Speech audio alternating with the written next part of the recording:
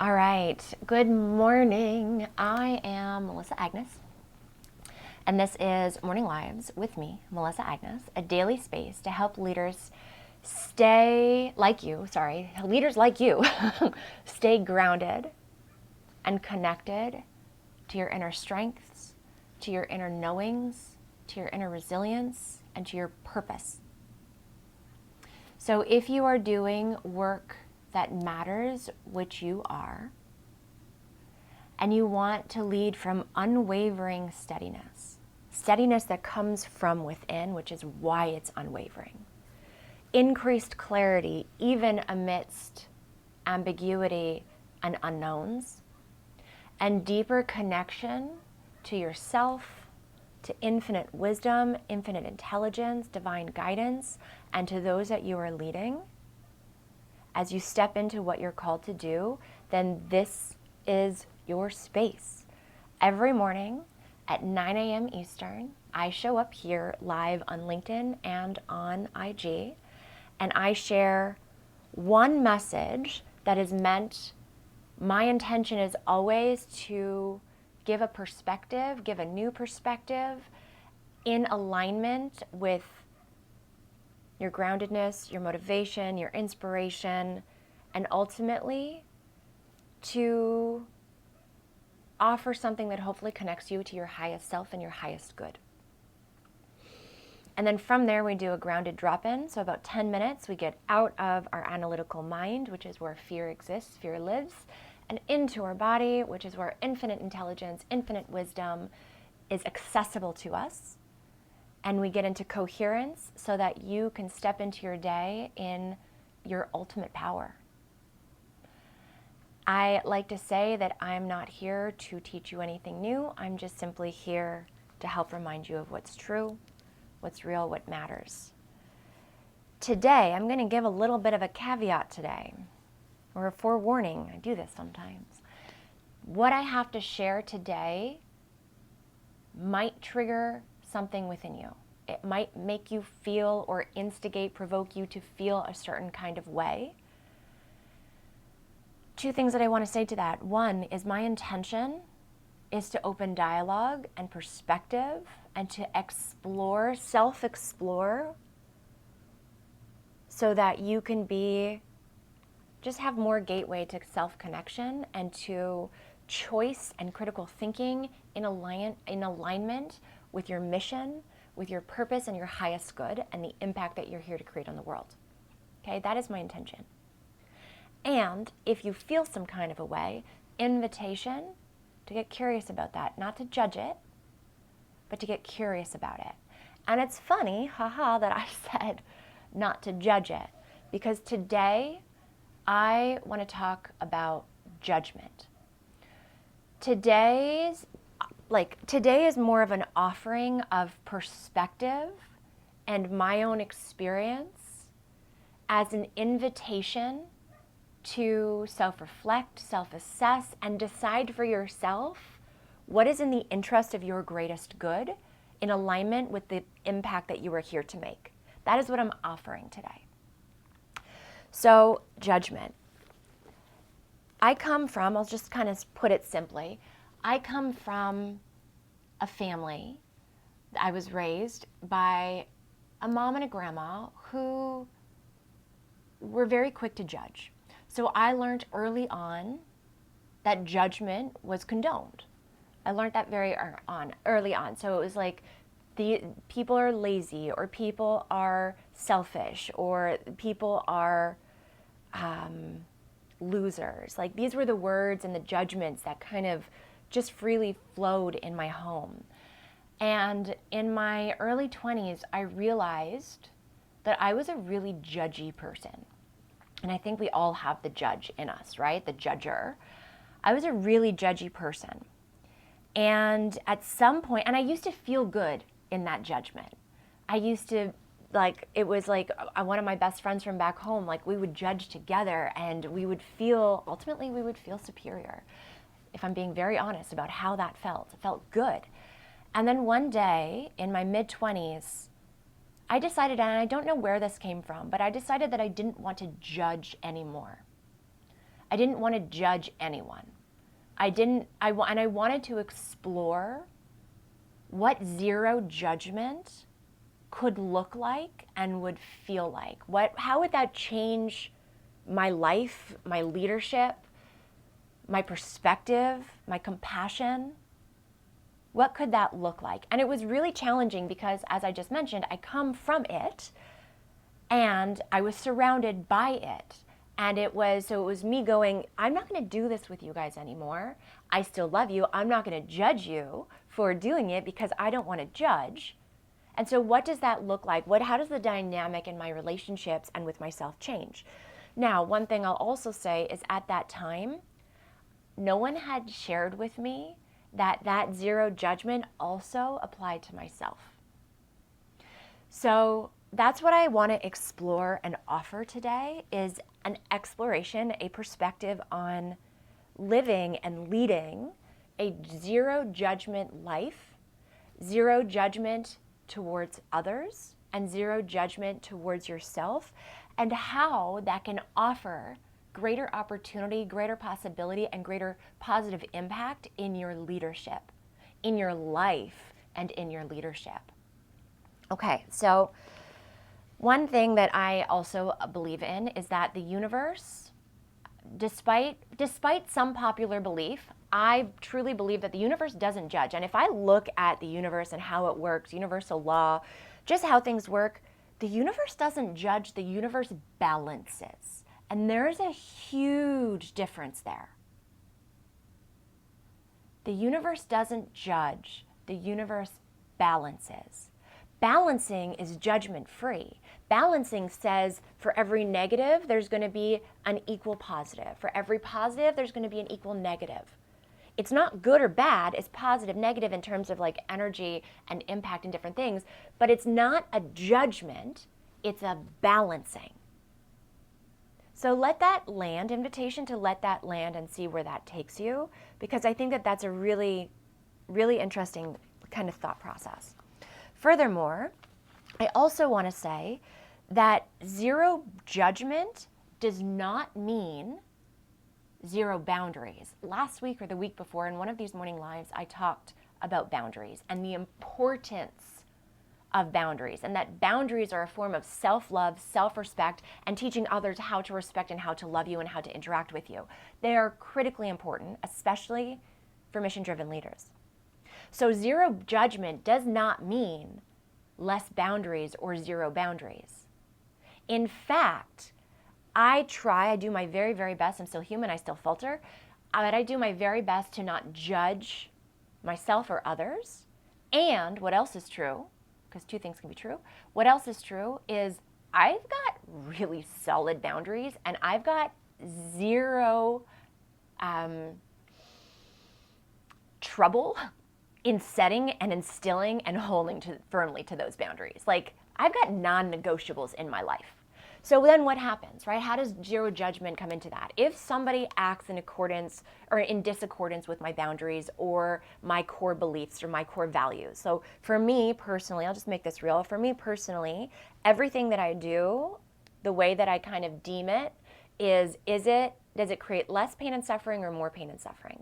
My goal in this lifetime is to create less pain and suffering, and in everything that I do, the impact that I have, that is my mission. I want to create less pain and suffering in the world, and I want to help leaders do the same. If somebody is creating pain and suffering, then that obviously, because it's so important to me, really kind of irks me, right? That's a way to get me to feel angry. That's a way to get me to feel like I have to do something to correct that or to counterbalance that. I can also have those opinions and have those emotions without judging the person. And here's what happens when we stop judging, in my experience, and then I'll show you what the research says. When you stop judging, you stop wasting your time and energy by giving it to what is not worthy of your time and energy. If you sit and judge others, you are spending time and energy in a lower frequency, because to judge is to feel superior than. It's very self-righteous. It's saying that you are better than. okay?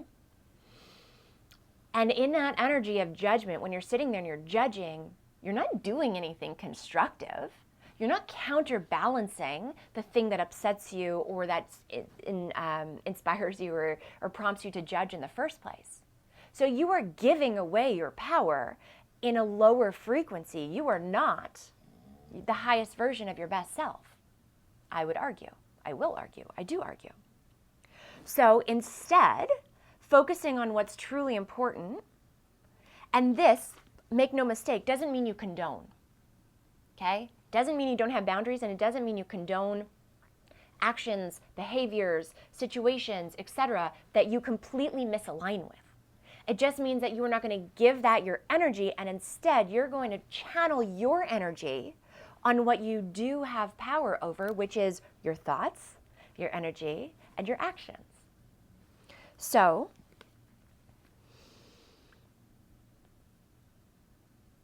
you get to return your focus to what actually matters. So you can, in other words, disapprove without judging. One of the things that I say to people is, I am extremely selective. I select the people in my life, and I have so many, and they're they're so deliciously loving and amazing, but I select them carefully because I have hard boundaries around what I tolerate and what I don't tolerate. I select my clients extremely carefully. I select everything in my life because I know the life that I want to live and I know the energy that I want to be in. Now, selecting and judging, two different things. I don't judge you because I misalign with you and I don't choose you to be in my life. I have that discernment. I have that agency to say, I don't want you to be in my life. I send you love and I choose this for myself. There's a big difference between I don't want you because I'm better than you and I'm going to judge you and I'm going to think that you're less than me versus you live and let live, right? You are allowed, you have agency, you have freedom of will. If that is right for you in your path, good for you. I'm going to be over here doing my thing, surrounded by my people. There's a huge difference, and you feel the difference when you feel into zero judgment and the opportunity that presents you with. Can you feel into the abundance and the higher vibrations that leads? So I'm going to bring back Brené Brown's book. This book has traveled the world with me, guys. I'm such a fan of this book. But I'm going to bring back Brené Brown's book, Atlas of the Heart, this morning. And I want to talk about self-righteous because one of the things that I wrote down in kind of prepping for this morning's talk was judging equals self-righteous. Self-righteous equals thinking you're superior, which removes compassion. We need mission-driven, purpose-driven leaders with empathy and compassion. We need that. The world needs that. And so when we judge, we fall into that self-righteous better than, and we remove, that means we're closing off our hearts and we are othering, we are forgetting that we are all interconnected, we are all one, and that you can say we are all one, and here's what I choose for myself without judgment. All right. The researcher, John Mark Green, quote, "The self-righteous scream judgments against others to hide the noise of skeletons dancing in their own closets." Being self-righteous kind of makes us forget that we're imperfect too. I think that's really important, and to not judge our own imperfections, right? If we don't judge others, we can't judge ourselves. I firmly, firmly, firmly believe that. Okay, according to researchers, self-righteous is the conviction that one's beliefs and behaviors are the most correct. People who exhibit self-righteousness see things as black and white. They tend to be close-minded, inflexible, intolerant of ambiguity, and less likely to consider others' opinions. Is that the leader? As a mission-driven, purpose-driven leader, is that the type of leader that you want to be? I would imagine it's not. And then it continues to say, it's important to realize that self-righteousness is different from righteousness. In the case of righteousness, we are appropriately reacting to a true injustice. We are trying to do the right thing. When feeling self-righteous, we feel morally superior to others and are trying to convince ourselves or others that we are doing the right thing. Do you see the difference? We're trying to convince versus just doing. Moral outrage in response to injustice can be classified as righteous anger when motivated by true concern about injustice, whereas when moral outrage is self-enhancing, it is self-righteous anger. And later, Brené Brown continues to say, this is her quote, "I had to stop assuming that people who disagree with me didn't care about people or issues as much as I did. It's funny how thinking I'm better than can slip into I'm worthless in mere seconds. Letting go of the first, the I'm better than, slowly releases us from the second." And then lastly, she says, given the political climate, she wrote this book published in 2021. Given the political climate today, it's important to understand that moral outrage is self-enhancing and related to self-righteous anger. She continues to say, I've had to be super conscientious about the moral outrage and instead focus on doing the next right thing. And that's the research, right? And that's what I mean when I say, when you are judging, you are giving away your power and your energy, and you are lowering your frequency, and you are not making the world a better place. Instead, we can have our hard boundaries. We can select who we choose and what we choose for us in our lives and our leadership and all the things. And instead of judging, we can say, okay, you have free will. You're allowed to do that. Here's what I'm going to do to counterbalance. Because the universe doesn't judge, the universe balances. So how can you, instead of judge yourself and others, simply focus your energy on the impact that you want to make, bringing the vibrations and the higher frequencies that you want to bring, and counterbalance those lower frequencies? All right, that is my message. That is my share today. That's looking at some of the research. And it's also kind of just exploring, as we live in a world right now that is so quick to judge. How can we, as leaders who are mission-driven, who are here to make positive impact on the world, really truly step into the highest version, the highest, best version of ourselves? And in doing so, what does it look like? This is an exploration. What does it look like if you decide that you will be judgment-free, both inwardly towards yourself and towards others? Exploration. What does that look like? How does that translate into every day? And I would love to hear your thoughts, and I'd love to hear your exploration.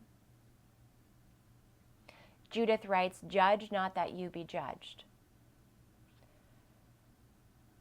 Yeah, and it's so interesting too, because I'll say this quickly and then we'll do our drop-in. I'll say this quickly. Sorry, I just said that. Whenever I see someone judge, it's really interesting because I'll think and I'll go, oh, is that a projection? Like, if somebody judges somebody else and they call that person, I don't know, selfish or something, right? You can say you are being selfish. You are acting in a self-centered way, right? That doesn't identify the person as labeling, as being this thing. Oftentimes what I've noticed is when people judge, they're projecting. They're seeing what is truth about them and they're projecting it onto somebody else rather than going inward and self-reflecting to self-improve. That's self-leadership. That's radical self-accountability, which we talked about last week. All of these things intertwine, and I really just offer them as consideration, something to think about, something to decide for yourself. Okay, with that being said, let's do our 10-minute drop-in. 10-minute drop-in, for those of you who might be new, a drop-in is an opportunity to really step into your highest self, step into your best self, step into your calmest self, your most radiant, your most resonant self as a leader, which is a superpower. What we do, I guide it. It's breath. We're going to breathe in through the nose, out through the mouth. In my containers and in my coaching and certification programs, I teach different breathwork patterns, but for this show, this is, such a deep, simplistic breathwork pattern that helps to quickly get your nervous system into regulation. So it helps to get you out of survival, out of fear, into coherence, into steady groundedness, into alignment, into clarity, into connection, all the things. So if you are driving, please don't do this. If you are doing something where you need to focus on not just your breath, come back to the recording at a later time. You can find the recording on LinkedIn, YouTube, and any podcast or anywhere podcasts are streamed. Just look for Melissa Agnes and Morning Lives with Melissa Agnes. And if you are in public and you can stay still for a few minutes, but you think you're going to look silly, invitation to do it anyway, because the impact that you will have when you come out of this grounding, people will feel and they'll get curious about it, and they'll be like, how is he or she doing that? How are they doing that? How are they breathing for a few minutes and then coming out of that and like feeling so good and so potent, and I can feel it from them. They're going to start thinking, I want some of that for myself. And if we were all in coherence, all of us around the world would be a better place. So that's a beautiful thing to lead by example. So be courageous, which means that you can be afraid or intimidated and do it anyway. All right, so shutting down distractions. Today, what I want us to do, so I've received some feedback, which I really, really deeply appreciate, about people really starting, because people who show up every day to do this, really starting to see a difference. And so today, what I want to do is I'm going to focus in this breathwork pattern, in this drop-in, I'm going to bring more and more focus to your awareness. And your awareness, having deeper awareness, allows you to self-reflect on the things that we talk about in the first half of these episodes. So all of this all works together. There's a method to my madness. I promise it's worth it, and that you will experience benefits that you can't even anticipate yet. Okay, so shutting down distractions, getting still, shutting down your eyes if you can do so, or if it feels more comfortable, simply softening your gaze, letting you know that we will go a few minutes past the half-hour mark this morning. And that's okay. Zero judgment. All right. Let's begin the breathwork pattern, which is in through the nose, out through the mouth. And beginning with some simple grounding breaths, so just a few first breaths, just to get present.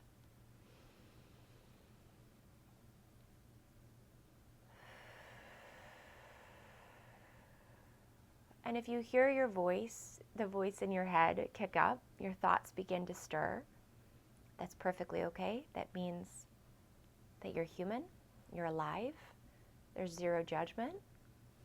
And all we get to do is we get to choose to say to our mind that might go a mile a minute, is I hear you, and I am going to come back in 10 minutes with even more clarity and even more capacity to listen to all of the things that you want me to know and think about. So for the next 10 minutes, grant me this time to just sink into my breath and my body so that I can come back and hear you more clearly. It's not silly to talk to ourselves like that. In fact, it's very supportive, and it's very helpful, and it's very empowering.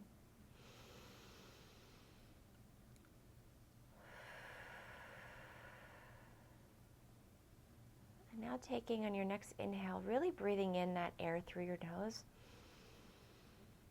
Pausing for a second at the top, and on your next exhale, I want us to take this exhale really slowly so that we feel the air.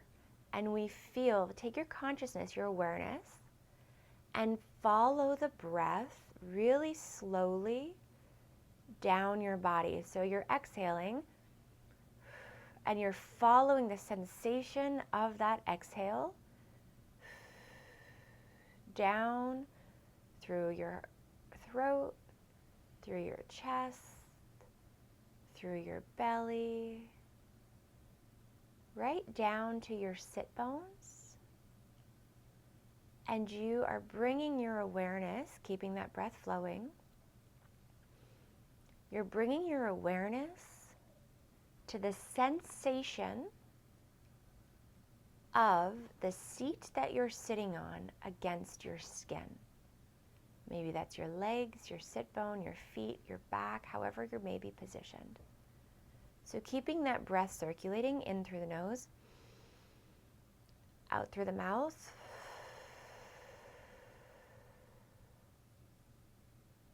in through the nose, out through the mouth, and feeling the sensation. What do you notice?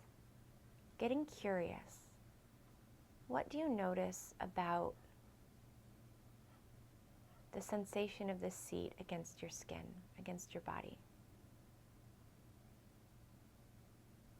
Maybe it's more prevalent in one area. Maybe as you bring your awareness to it, you start to feel different sensations. And I also invite you to notice how sturdy that seat is, which means that you are free to drop your weight, to let go, to sink in, to release your tension.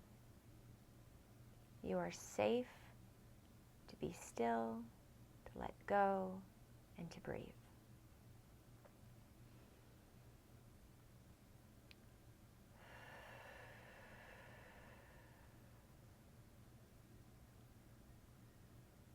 And whenever it is, your next inhale, breathing in through the nose.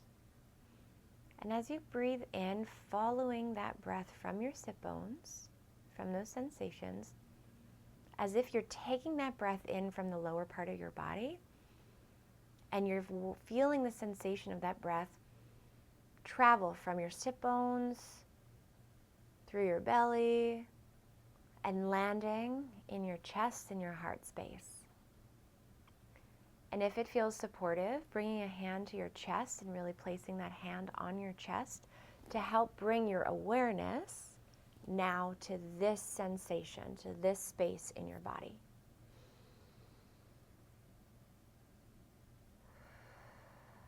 And as you breathe deeply in through your nose and out through your mouth, focusing as though it is your heart that is breathing in the air and exhaling. So what this might feel like is your rib cage, your chest cavities opening up with your inhale, as though all of that chest area is opening up and expanding and taking in that energy, taking in that breath, that oxygen. Feels so good. Let it feel so good. And then with every exhale through the mouth, you're allowing yourself to follow that breath from your heart down into your belly. So essentially what you're doing is you're taking your focus, your consciousness, your awareness, and you're bringing it to your heart, and you're opening up your heart with every inhale as though it's your heart that's inhaling. And then with every exhale, you're following that breath down into your belly, letting it feel so good, so safe, so relaxing. And now taking this breath on your own, in through the mouth, in through the heart, in through the nose, out through the mouth, down into your belly, like a cycle.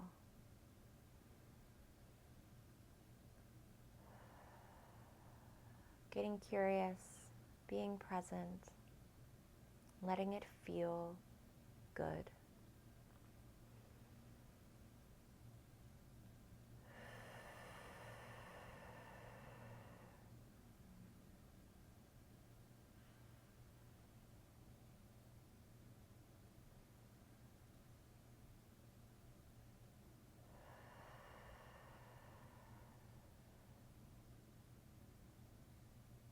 how much more can you open up?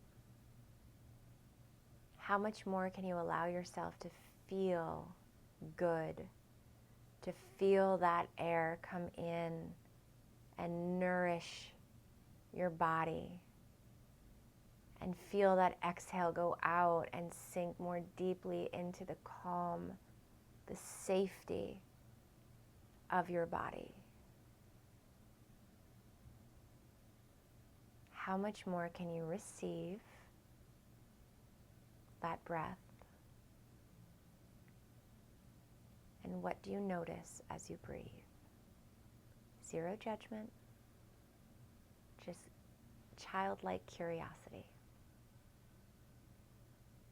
wonder.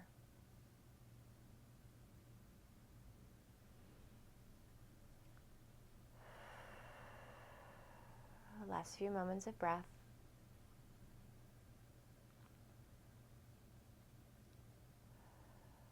And on your next inhale, if your hand's not already there, bringing your hand to your chest, to your heart, and taking a moment of gratitude.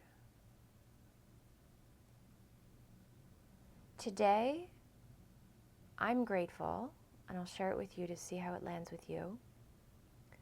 I'm grateful for the capacity to consider new ways of thinking,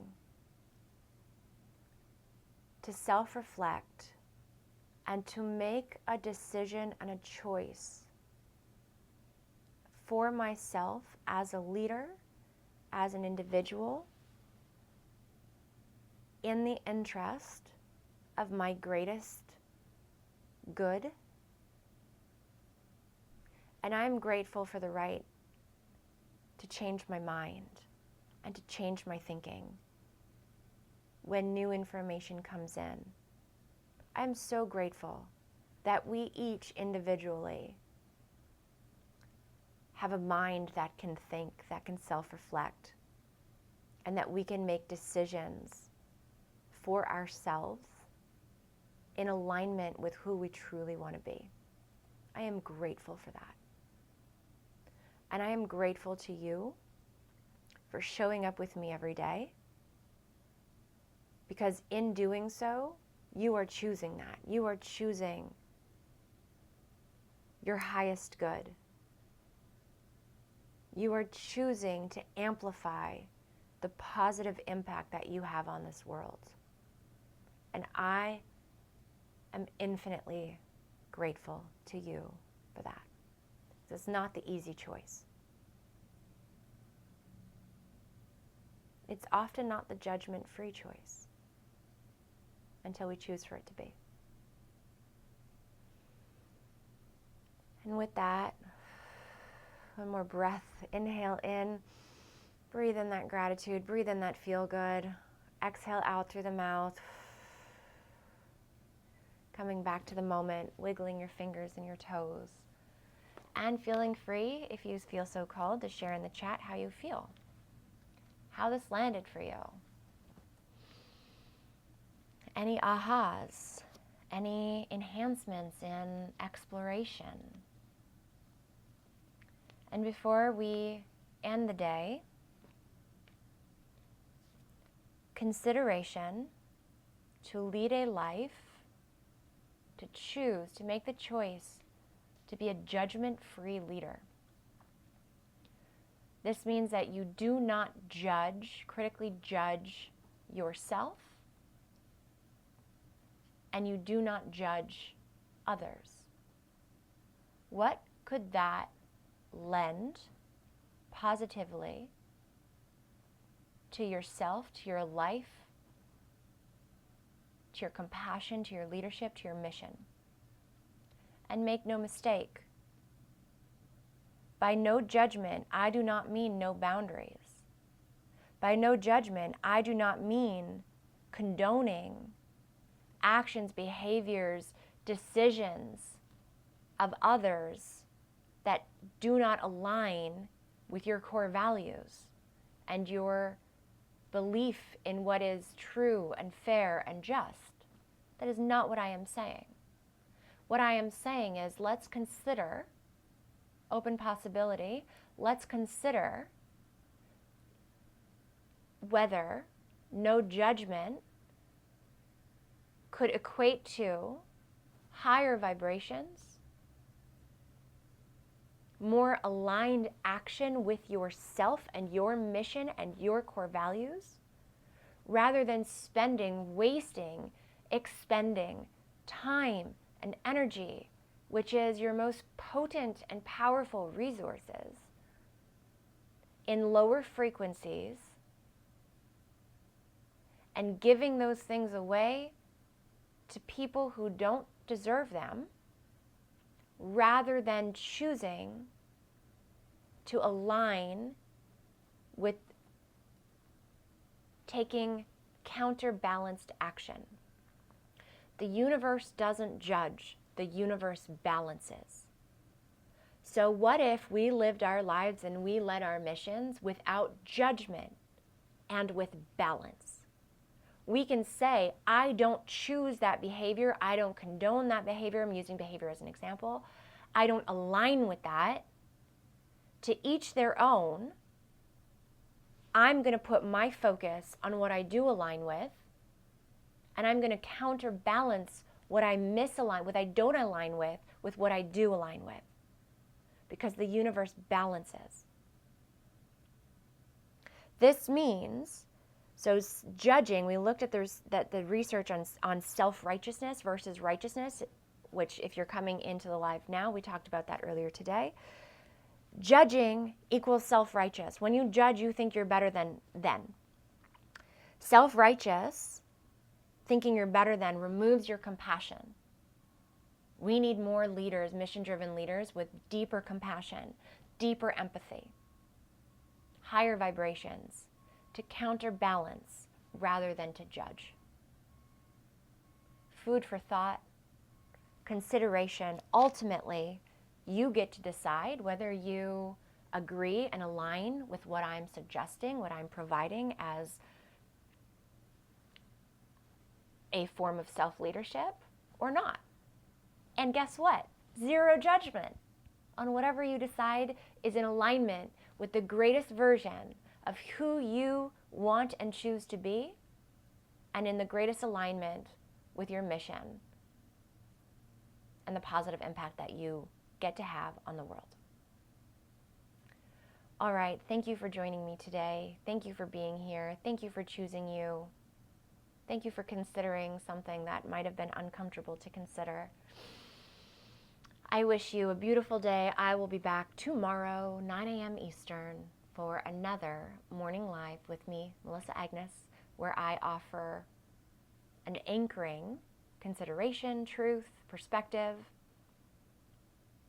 followed by a grounding to get you into alignment, into coherence, into your most potent, powerful, resonant self. With that, I wish you the most beautiful day. Bye. I'll see you tomorrow.